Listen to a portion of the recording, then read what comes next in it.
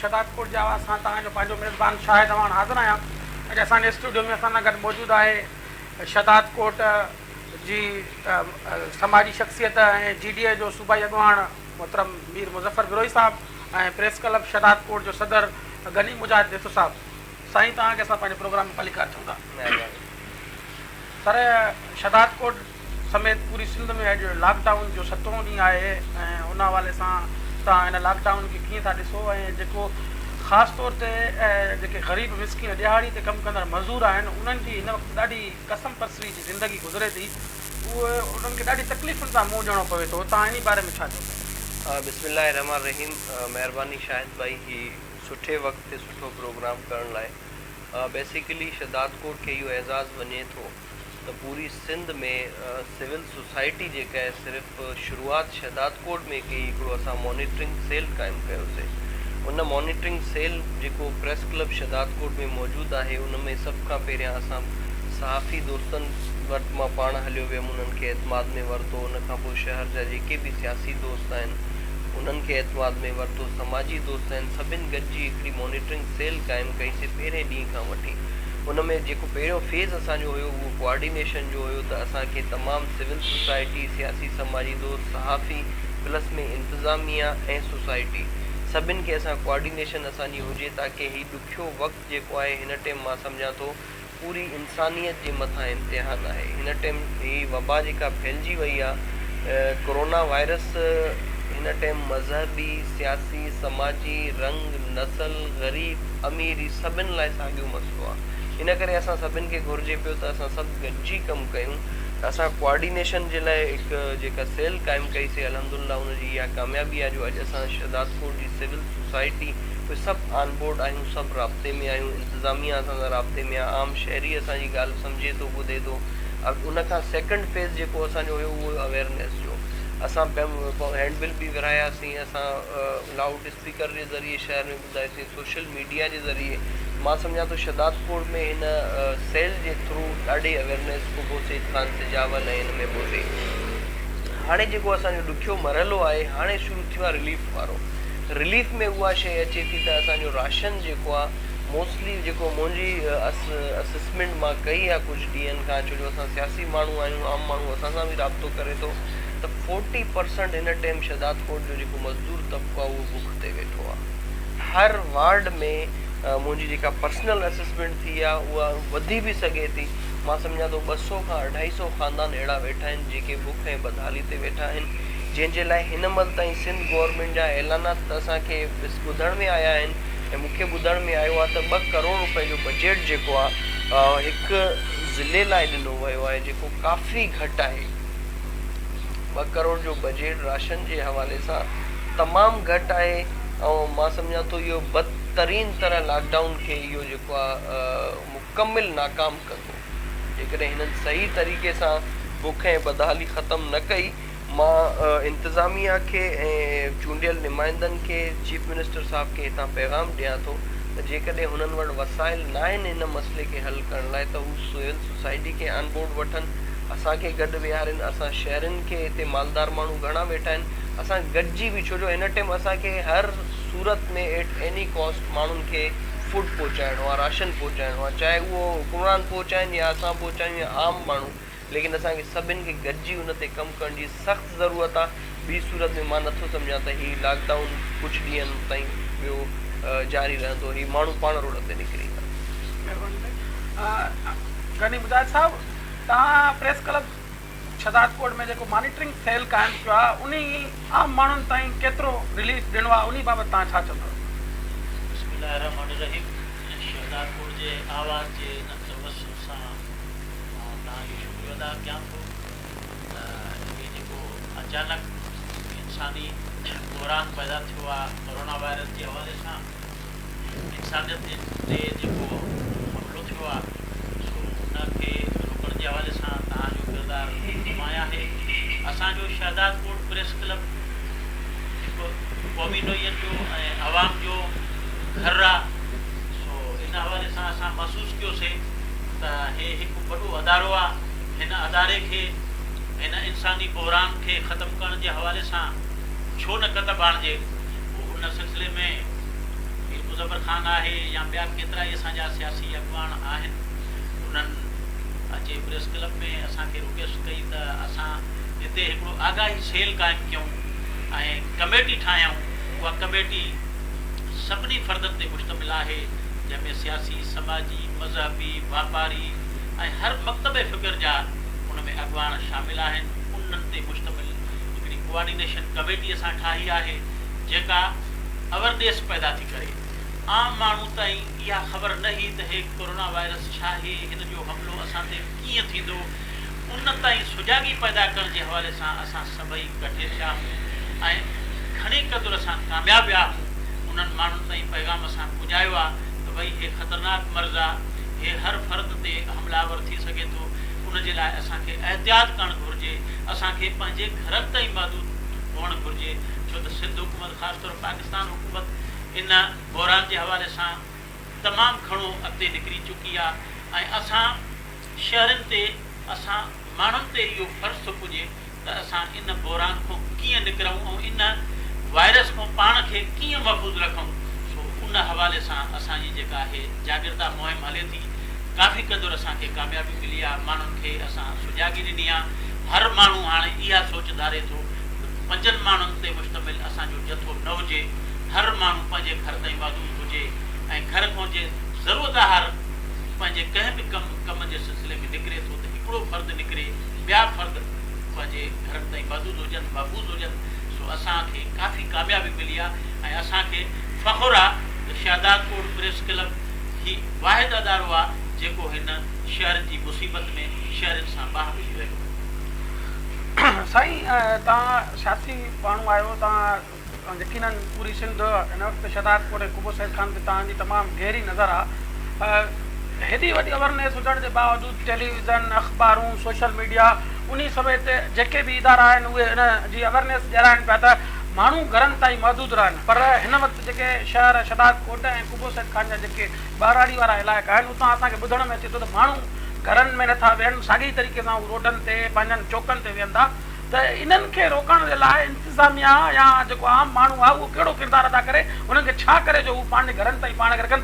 हीअ यकीनन जेका वबा आहे या वॾी ख़तरनाक आहे या विचड़ंदड़ बीमारी आहे, हिकु माण्हू खां ॿिए में ट्रांसफर थिए थी, त उन जे लाइ जेका इंतिज़ामिया या आम माण्हू कहिड़ो किरदारु अदा करे। शायदि भाई जीअं ई CM सिंध साहिबु जेको ऐलान कयो लॉकडाउन जो, पोइ शायदि राति जो 11 बजे फ़ैसिलो थियो त उन ॾींहुं 12 बजे खां पोइ लॉकडाउन थींदो ऐं सुबुह जो असांजी सिंध जेको आहे पंहिंजो शऊर जो मिसाल ॾिनो त बग़ैर कंहिं फोर्स जे डंडे खणण जे असांजे शहर जो मेडिकल स्टोर बि बंदि रहियो, असांजो परचून बि बंदि रहियो, सब्ज़ी बि बंदि रही, पूरे शहर में हिकिड़ी केबिन बि असांखे शाम ताईं खुलियल नज़र न आई। हिन मां साबित थिए थो त असांजे माण्हू भरपूर गवर्नमेंट सां सहकार कयो।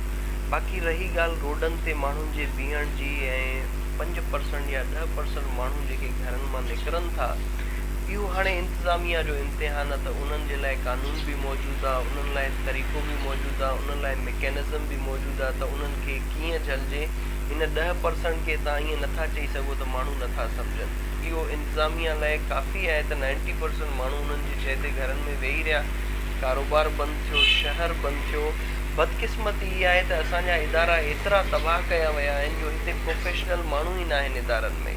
हिते न पुलिस में प्रोफेशनल माण्हू आहिनि, हिते न रेवेन्यू में प्रोफेशनल माण्हू आहिनि, हिते न TMA में प्रोफेशनल माण्हू आहिनि। इन ई करे असां यकी चवंदा पिया अचूं त भाई इदारनि खे तबाह न कयो जो ॾुखे वक़्त में तव्हांखे ज़रूरत पए।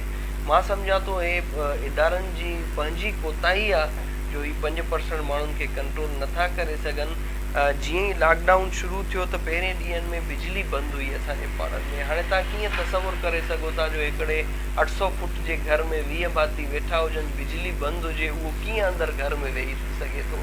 डिप्टी कमिश्नर खे खपे त पहिरें सभ खां पहिरियां त हू बिजली जो कंट्रोल बंदोबस्तु कनि, पाणी जो बंदोबस्तु पाण ॾिसनि, फूड जो बंदोबस्तु पाण ॾिसनि। रेट लिस्ट अॼु ताईं नाहे लॻी। इन टाइम ताईं तव्हां 7 ॾींहं लॉकडाउन कयो आहे, तव्हांखे कंहिं बि दुकान ते रेट लिस्ट नज़र न ईंदी। इन टाइम ताईं कंट्रोल प्राइस लाइ कंहिं छापो न आयो आहे, का हिकिड़ी कार्रवाई न थी आहे। हिन टाइम ताईं तव्हांजी मेडिकल किट मौजूदु न आहे। हिन टाइम ताईं तव्हां पुलिस ऑफिशल्स खे हैंड ग्लव्स तक न ॾिना आहिनि। हिन टाइम ताईं तव्हांजो रेवेन्यू जो जेको अमलो आहे उहो ईअं ई बग़ैर एहतियाती तदाबीरनि जे ऑफिस में वेठो आहे। जेसि ताईं तव्हां इदारनि खे पाण खे अमल न कराईंदव तव्हां शहर खे कीअं चओ था। मां सम्झां थो जेकॾहिं तव्हां इहे शयूं इदारनि खे पाण अमल करायो, उन्हनि खे बजट ॾियो, उन्हनि खे किट्स ॾियो, त शहरी असांजा सुलझियल आहिनि। ईअं न आहे माण्हू जेके बीहनि था इहे मजबूरी खां बीहनि था। हिते बदकिस्मती इहा आहे त पुलिस वटि या हाई ऑफिशियल्स वटि को मैकेनिज़म न आहे, सिर्फ़ु 2 घंटनि ते निकिरी लठ फेराइणी आहे। मतिलबु हिकिड़ी जेका जान छॾाइणी जीअं चइबी आहे त भई तव्हां शहर में घुमी 5 माण्हुनि खे मोचड़ा हणी अची वापसि थाणे ते वेही रहो, इहो हरगिज़ तरीक़ो न आहे। असां पाण इंतिज़ामिया खे गुज़ारिश कयूं था त असीं मॉनिटरिंग सेल में 24 घंटा वेठा आहियूं। जिथे बि तव्हांखे ज़रूरत पए असां माण्हुनि सां ॻाल्हाइण लाइ तयारु आहियूं, असां हलण लाइ तयारु आहियूं, पर कंट्रोल तॾहिं थींदो जॾहिं तव्हां पंहिंजा टूल्स अवल पूरा हूंदा। जेसि ताईं तव्हां पंहिंजी तयारी तव्हांजी पूरी न आहे, मां नथो सम्झां त ज़ाहिर आहे इंसान दुनिया में अॼु मलेशिया में बि लाठी चार्ज थिए थी, मौज़ब मुल्कनि में बि ईअं थिए थो, उते बि 2% माण्हू, इटली में छो, इटली जहिड़े मुल्क में हेॾी नुक़सानु इन करे थियो जो उते माण्हू गवर्नमेंट जे कंट्रोल में न पिया अचनि। त मां सम्झां थो शहदाद कोट जहिड़े कुबो सईद खान ऐं असांजे इमाम बस सिजावल में जेकॾहिं माण्हू घरनि में वेठा आहिनि 90%, त वॾे शऊर जो मुज़ाहिरो कयो आहे असांजे माण्हुनि। हाणे इहा थोरी कोताही जेका आहे इहा इंतिज़ामिया जी पंहिंजी आहे, उनखे हू माण्हुनि जी ॻीची में विझणु चाहिनि था, जेको असां हरगिज़ बि क़बूल न कंदासीं। इहा प्रॉपर सिंध गवर्नमेंट जी नाकामी आहे जो उन्हनि हिन टाइम ताईं 7 ॾींहंनि में पंहिंजे मुलाज़िमनि खे घटि में घटि, मां वरी बि चवां थो तव्हां घटि में घटि दुनिया में जिथे बि कोविड-19 जेको रेस्क्यू थियो आहे उते किट आहे, पुलिस जी किट आहे, रेवेन्यू जी किट आहे, TMA जी किट आहे, सभिनि जी किट आहे। हिते मूंखे ॾेखारियो असांजे डॉक्टरनि खे किट न आहे 7 ॾींहं लॉकडाउन जो, त मां कीअं चवां लॉकडाउन तव्हांजो कामयाबु थियो आहे। सिर्फ़ु इन सां त पोइ मां ईअं ई चई सघां थो त जेका इमरान ख़ान ॻाल्हि कई उहा सही कई, त असां में एॾो अफ़ाल न आहे जो असां लॉकडाउन कयूं। पहिरें ॾींहं ते ज़रूरु इमरान ख़ान ते तनक़ीद थी, ऐं असां मुराद अली शाह जा असां पाण सोशल मीडिया ते मां पाण उन जी तस्वीर रखी त मां तोसां गॾु आहियां, पर हे 7 ॾींहंनि में मां जेको ॾिसां थो त मूंखे लॻे थो त हाणे मूंखे हुनजी मुखालफ़त बि करणी पवंदी, छो जो हुनजे कंट्रोल में सिस्टम न आहे। सिर्फ़ु शटर डाउन करण सां तव्हांजो वायरस न रुकिजंदो। सॉरी टू से हिन टाइम ताईं 7 ॾींहंनि में हिते शटर डाउन थियो आहे, लॉकडाउन मूंखे नज़र न आयो आहे, आइसोलेशन नज़र न आई आहे, माण्हुनि ते कंट्रोल न करे सघिया आहिनि। हीअ सॼी खानापुरी आहे, ऐं हिन टाइम में खानापुरी जी ज़रूरत न आहे, कमु करण जी ज़रूरत आहे। साईं हिन वक़्तु सहाफ़ी बि मां सम्झां थो त हिन कोरोना वायरस जी जेके जंग में उहो पहिरें मोर्चे ते नज़र अचनि था। सहाफ़ियुनि खे बि हिन वक़्तु ताईं सिंध सरकार या डिस्ट्रिक्ट इंतिज़ामिया पारां जेके बचाव जी जेके किट्स चवनि था उहे न ॾिनी वियूं आहिनि, उहे रिपोर्टिंग कनि था, हू इस्पतालनि में उहे अहिड़नि माण्हुनि सां मिलनि था। त उन बाबति तव्हां छा चवंदव? तव्हां सहाफ़ी अॻवान बि आहियो, प्रेस क्लब जा सदर बि आहियो, त इन बाबति तव्हां छा चवंदव? मूंखे फ़ख़्रु आहे त अॼु हिन ॾुखी घड़ी में इंसानियत जे बचाव जे लाइ सहाफ़ी बिरादरी नुमाया किरदारु अदा कयो आहे ऐं शहरनि सां कुलो कुले में मिलाए हलण जो वचन कयो आहे। बाक़ी तव्हांजी ॻाल्हि जेका आहे सहाफ़ियुनि जे बचाव जे हवाले सां, त उन हवाले सां असांजो ज़िला इंतिज़ामिया ख़ासि तौरु जावेद अली जागीरानी साहिबु जेको असांजो डिप्टी कमिश्नर आहे कमर शहदाद कोट जो, उनखे बिल्कुलु असां बाख़बर रखंदा पिया अचूं ऐं उन जूं कोशिशूं बि आहिनि त सहाफ़ी बिरादरी हुजे या आम माण्हू हुजे, उन्हनि जे तहफ़ुज़ जे लाइ असां कोशिशूं वठूं। सो मुंहिंजी कल्ह बि DC साहिब सां ॻाल्हि ॿोल थी आहे त साईं सहाफ़ियुनि खे तहफ़ुज़ जे हवाले सां या हेल्थ केयर जे हवाले सां उन्हनि खे सहूलियतूं खपनि, उहे बि फौरी तौर मुहैया कजनि। पर जेके हॉस्पिटल जो मसइलो आहे, मूंखे MS रोशन सुमरे साहिबु ॿुधायो त असां वटि के बि किट्स वग़ैरह या मास्क ताईं बि असांखे कोन पतो आहे। सो उन जे लाइ DC साहिब खे ख़ासि तौर सां सिंध गवर्नमेंट खे अपील कंदासीं त हुन जेको DG हेल्थ खे फौरी तौर ते हटाए तब्दील करे ॿियो मुक़ररु कयो आहे, त उन DG हेल्थ खे पाबंद कनि त जेको बि हेल्थ जे हवाले सां सामान पतो आहे उहो फौरी तौर ते तालका हॉस्पिटलनि खे पूरी सिंध में मुहैया कनि, ताकी पहिरें सिफ़त में डॉक्टर पंहिंजो तहफ़ुज़ कनि। जॾहिं डॉक्टर जो तहफ़ुज़ हूंदो त उहे आम माण्हू जी चकास करे ॾिसंदा, उन्हनि जे वेझो वञी सघंदा। उन खां पोइ असांजी कोशिशि आहे त जेके सहाफ़ी हिन ॾुखी घड़ी में हर माण्हू वटि वञनि था, उन जी दाह ॿुधण जे लाइ वञनि था, त असांखे सहाफ़ी खे बि केयर कराइणो आहे, सहाफ़ी खे बि महफ़ूज़ कराइणो आहे। छो त हीअ जेका वबा आहे हीअ पूरी दुनिया जे लाइ ख़तरनाक आहे, मौतमार आहे। हिन वायरस ते जे मुक़ाबले जे लाइ असां सभिनी खे इकठे थियणो पवंदो, सभिनी खे केयर करणी पवंदी, सभिनी खे महफ़ूज़ थी करे हिन वबा जो असांखे मुक़ाबिलो करिणो आहे। सो उन जे हवाले सां असां बिल्कुलु कोशिशूं वठूं था। असांखे ख़बर आहे त असां जेको मीडिया सेल ते पंहिंजे प्रेस क्लब में कोऑर्डिनेशन सेल में जेके मुहैया कई आहे, ऐं जेको असांजी बैठक आहे जंहिंमें दोस्त सभई ताईं बाक़ाइदगी सां ॾियनि था, पहिरें स्टेप तौर ते असां शहर खे कल्ह खां वठी स्प्रे करायो आहे। उहा स्प्रे हले थो, अॼु बि इनशाला मुख़्तलिफ़ ॿालनि में उहे स्प्रे थींदा। इनशाला जेके बि जीत जणिया हूंदा, जेको बि वायरस हूंदो, इनशाला उहो इन स्प्रे ज़रिए ख़तमु थींदो। ऐं ॿियो मरहलो जेको ॾुखियो आहे, जेका हाणे बुख ऐं बदहाली आम माण्हू ताईं पहुचंदी, उन में असां सहाफ़ी बिरादरी बि अचूं था, सभु माण्हू अचूं था, त उन जे मुक़ाबले जे लाइ असां ज़िला इंतिज़ामिया खे बि दरख़्वास्त कई आहे त फौरी तौर राशन जो बंदोबस्तु कयो वञे, ताकी हर उन मुतासिर ताईं राशन पहुचे। महीने जो हुजे, 15 ॾींहंनि जो हुजे, जेसि ताईं लॉकडाउन आहे, उन माण्हू ताईं खाद खुराक जो बंदोबस्तु थिए, उन जे लाइ असांजी कोशिशि हले थी। इनशाला इन कोशिशि में बि असांखे काफ़ी क़दुरु कामयाबी मिलंदी, असां पुरुमीद आहियूं। महिरबानी साईं, हिन वक़्तु असांजो प्रोग्राम आख़िर तरफ़ वधे पियो। मां चाहींदुसि त तव्हां असांजे ॾिसंदड़नि खे छा पैगाम ॾींदव त हू कहिड़ो अमल कनि जो हिन अहिड़ी वबा खां यकीनन एहतियाती आहे जेको बचाए सघे थो। दवा त हिन वक़्तु ताईं कंहिं बि मुल्क हिन जी तयारु न करे सघी आहे। जिते किथे हिन जी आई हले थी त इन खां एहतियात करिणो आहे, हथु न आहे मिलाइणो, मेल जोल खां पासे रखिणो आहे, हुजूमनि खां परे रहणो आहे, गैर ज़रूरी घर खां ॿाहिरि निकिरणो न आहे। त उन हवाले सां जेको तव्हां असांजे ॾिसंदड़नि खे कहिड़ो पैगाम ॾींदो? महिरबानी शाहिद भाई, मां शहदाद कोट कुबो सैद खान ऐं भरपास जे दोस्तनि खे, स्पेशली जेके असांजा नौजवान आहिनि, सभिनि खे मां गुज़ारिश कंदुसि त हिन टाइम पंहिंजे घर खे बचाइण जी ज़रूरत आहे। ऐं मां सम्झां थो असांजो घर जेको आहे, असांजा माण्हू आहिनि, असांजो इलाइक़ो आहे। शहदाद कोट असांजो घरु आहे, कुबो सैद खान असांजो घरु आहे, बहिराड़ी जा ॻोठ असांजो घरु आहे। जेतिरे बि तालीम याफ़्ता दोस्त आहिनि ऐं जेतिरे बि सरहंदी वारा दोस्त आहिनि, हिन टाइम असांजे मुआशिरे में 40% माण्हू बुख ते वेठा आहिनि, 35% माण्हू मिडिल क्लास आहे ऐं 25% माण्हू जेको आहे उहो सरहंदी वारो आहे। जेकॾहिं हिन टाइम शहदाद कोट जो 25% सरहंदी वारो माण्हू निकिरे, असां मिडिल क्लास जेको बि आहे वॉलंटियरली कमु करण लाइ तयारु आहियूं। असां पंहिंजे 40% माण्हू खे हिन बुख जी सूरत मां कढी सघूं था। तव्हांजे प्रोग्राम जे तवसुल सां असां हाणे बि कल्ह बि मीटिंग थी आहे, हाणे बि मां इन ते सोचां पियो त असां पाण इन ते कमु कयूं। असांखे सभिनी खे पंहिंजो पाण खे बचाइणो आहे, असांखे गवर्नमेंट जे आसिरे न आहे हलणो। 100% असांजे मथां इम्तिहान आहे। 30% गवर्नमेंट असांखे बचाए सघे थी, 70% असां पाण खे बचाए सघूं था। जेकॾहिं असां पाण कमु न कंदासीं त यादि रखिजो तारीख़ में असां शर्मिंदा हूंदासीं ऐं ईंदड़ नसलुनि ताईं असां ते हीउ असरु जेको आहे असांजी ईंदड़ नसलनि ताईं हूंदो। इन करे सॼे शहदाद कोट कुबो सैद खान जे स्पेशल पढ़ियल लिखियल दोस्तनि खे मां गुज़ारिश कयां थो त असां वॉलंटियर टीम ठाहियूं पिया। कल्ह खां वठी मां फेसबुक स्टेटस बि आयो आहियां, 100 खनि दोस्त उन ते वॉलंटियर थियल आहिनि। घटि में घटि 500 दोस्त असांखे खपनि जो ईंदड़ एमरजेंसी सूरत में अलाह न कंदो अगरि ज़रूरत पई त असां पुलिस जो बि कमु कंदासीं, डॉक्टर जो कमु बि कंदासीं ऐं राशन जो कमु बि पाण करे पंहिंजे मारूड़नि खे बचाईंदासीं इंशाअल्लाह। साईं गनी साहब, तव्हां असांजे ॾिसंदड़नि खे छा पैगाम ॾियणु चाहींदव त हू हिन वबा खां कीअं बचनि ऐं पाण खे कीअं महफ़ूज़ रखनि?